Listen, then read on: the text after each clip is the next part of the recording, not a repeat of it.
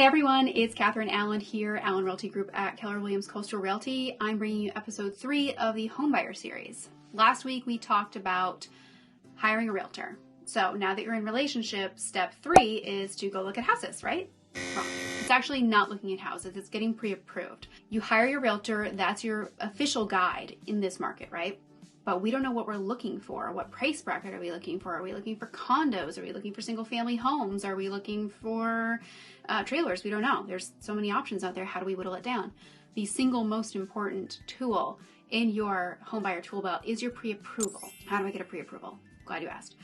Your realtor will typically have between 1 and 3 lenders that they routinely work with. And it's great to have a variety, in my opinion, because different lenders satisfy different needs. There's certain properties that need special financing, like vacation homes. If you're looking for a vacation home and it's a seasonal property, those can't be purchased with traditional loans. They need something called a portfolio loan. So we have different lenders that solve different problems. Additionally, we want to get the best deal for you, right? That includes the best interest rates, the best terms, the best everything. So if we can bring together qualified lenders to work for you to get you the best results, that's our job. We want to save you money too. First things first, you want to talk to a loan officer, preferably 2. What you need to do for that conversation is you typically need to know what's your income. Did you file taxes last year? Really hope so.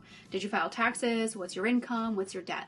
They're going to pull credit. Yes, it's going to hit your credit score, but you can't enter the market without knowing exactly where your finances are. So it's just a cost of doing business. Getting a pre-approval is the most important part. Now, Catherine, I got pre-qualified through Quicken Loans like 12 months ago. Great, glad you told me that. Your pre-qual is completely obsolete by now. They're typically good for about 30 to 90 days. Additionally, if you've had major life changes, like did you change a job? Have you been unemployed? Did you get a raise? Those are things that will impact your qualifications because we have to look at something called your debt to income ratio.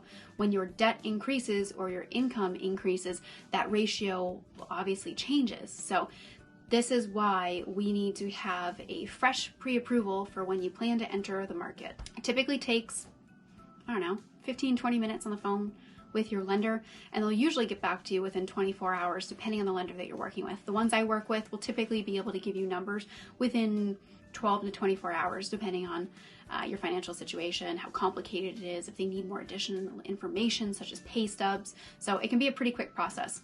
Once we have your pre-approval, we can start shopping. Now, what's the difference between a pre-qualification and a pre-approval? Pre-approval is an in-depth look at your financing.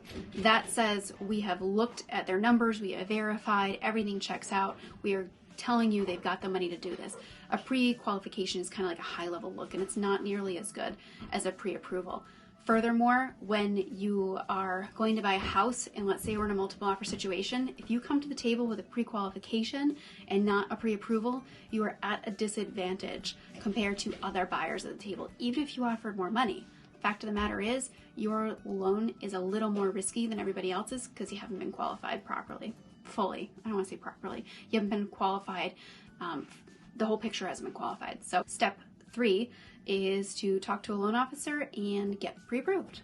Thanks for tuning in. If you have any questions about real estate or you have recommendations for videos or questions, things you'd like me to address, please send me a text or drop me a call, 207-200-1670. You can also leave a comment on this video.